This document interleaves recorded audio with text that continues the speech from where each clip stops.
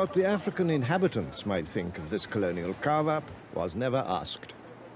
The European idea, in the words of one British governor, was to seize African territory and then, as much as possible, rule the country as if there were no inhabitants. In fact, European contempt for Africans now reached new depths, and no wonder. For how otherwise than by asserting that Africans were helpless children, lazy savages, could Christian Europe justify taking their countries away from them?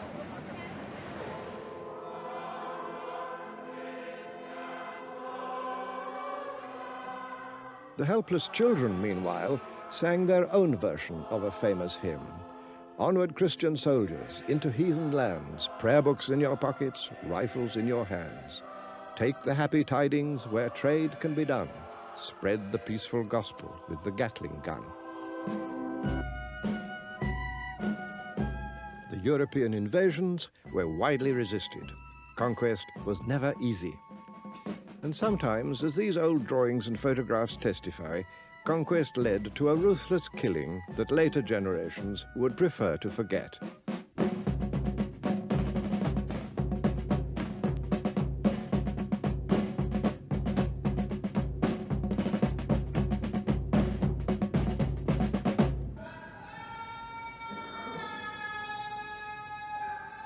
Resistance took many shapes. In French West Africa, a focal point was found in Muslim loyalties. Many heroes, still unforgotten, came on that scene. Some, like the Senegalese religious leader Ahmadou Bamba, offered the way of peace, but were still sent into exile. Others, like the fierce warrior leader Samori, fought off French attack after attack and was crushed and exiled only after years of war. Death took many, strong or weak. With the skulls of earlier wars displayed in their capital, Kumasi, the powerful Ashanti nation ruled over most of modern Ghana. Led by their kings, who had the title of Asantehene, they'd long defended their country against Britain. But now they desperately wanted a peaceful settlement. In 1895, fearing a disastrous war with Britain, King Prempeh made a strong bid for peace from his palace here at Kumasi.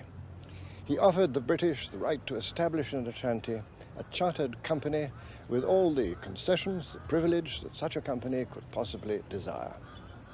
But it wasn't enough, for the British now wanted territorial possession as well as privilege. The Ashanti nation had already fought long, hard battles against the British. But this time, in 1896, they decided to surrender.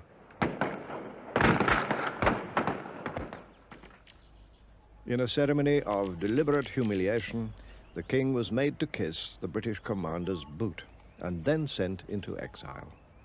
But it wasn't the end of the story. The British now blundered. A new British governor, Sir Frederick Hodgson, decided that he had to get possession of the sacred golden stool, symbol of the Ashanti nation's soul. Arriving at the British fort here in Kumasi, he ordered the assembled chiefs to hand the stool over. Worse still, he demanded the right to sit on it, something that no person had ever been allowed to do, not even the king himself.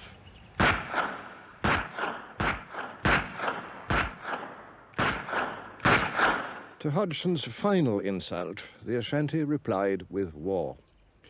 This little fort at Kumasi is what the British had built, just in case, and now they sorely needed it. The few dozen British inmates of the fort were besieged for months and had to eat rats to stay alive.